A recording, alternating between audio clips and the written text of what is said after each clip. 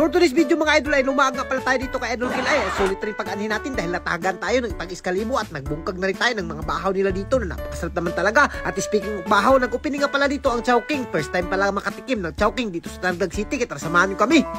Ngayong gabi guys ay bibiyahe nga pala kami dito sa Tandag City at dahil nakakain kami ng Chowking dahil nabalitaan namin na nag-opening na sila at sa puntong ito napakadaghan pala talaga ng tao ng opening ay naku parang nag-uusla na nga yung iba dyan sa kakapila. Buti na lang nagsayo-sayo kami at sa puntong ito guys sinerba na kaagad kami dito ni Ma'am Ivy. Shout out sa iyo ma'am, mabuhay ka hanggat gusto mo. At ayan na nga guys kung nakikita yung napakadaming tao guys, buti na lang nakapadali talaga yung order namin at dito nga hindi na namin to papasailuin dahil first time namin makatilaw ng Chowking dito sa Tandag City. Ito pa naman yung pinakapaborito namin. Biruin nyo bibiyahe pa kami ng malayo para makapunta ng Chowking at makatilaw ng ganito kasarap na mga pagkain. Pero ngayon andito na sa Tandag City, hindi na tayo magmamahay guys, talagang hindi na natin yan papasailuin. Halos araw-araw na tayo kakain dyan na kung mayroon lang tayong kwarta at hindi mabubungkag yung mga bulsa natin. At sa puntong ito guys talagang sinima-sima ako na dyan at talagang hindi na namin pinasailo ni Ivy. At alam nyo ba pinakapaborito talaga namin itong Chowking. At sa hindi na asang pangyari nakita rin kami ni Maneuvers at nilibot ang dito. Shout out sa inyo mga idol, mabuhay kayo hanggat gusto nyo. At sa puntong ito dahil nangagad si Idol Kilay na pupunta sa kanila kaya naman pupuntahan kaagad namin. At sa puntong ito nasugatan na kaagad namin si Idol Kilay dito.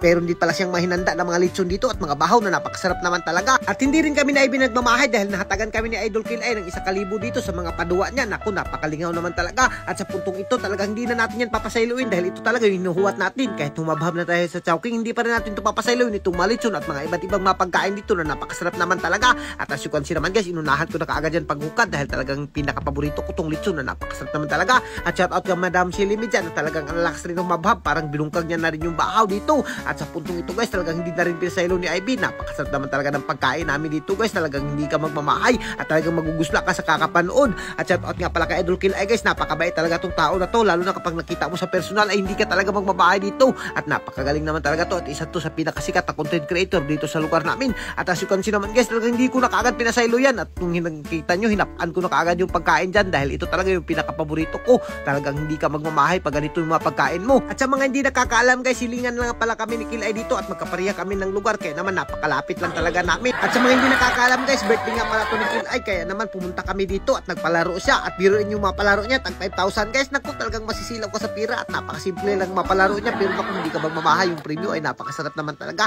kaya hindi kami nakaantos dyan. Umapil na kagad kami ni Ivy kaso nga lang napildi kami. Itong makasama ko na yung nakadaog at binahin na nila yung premyo. Naku, napakalimbungan naman talaga nila. At maraming salamat talaga kay Idol Kilay sa pag-invite dito. Napisikan rin naman tayo dito ng 1,000 guys. Hindi naman lugi yung panggas natin. At sa puntong ito guys, talagang katuwaan at pati masilingan ni Idol Kilay. Talagang di niya nang pinasaylo. Talagang pinaduan niya na dahil pinangga niya yung masilingan niya dito. Siguro kaya pinagpala tong tao na to dahil napakabuutan naman talaga sa personal at hindi ka magmamahay kapag nakasama mo siya. At pati yung makasama namin sobrang nalilipay at nag-i-enjoy talaga sila. At hanggang dito lang siguro kami guys. At kung nag-enjoy ka rin sa mga video namin, huwag mo nang kalimutan i-like and i-share para mas marami pa tayong food trip. Thank you, God bless you all. Mabuhay kayong lahat yan mga idol. Hanggang gusto nyo.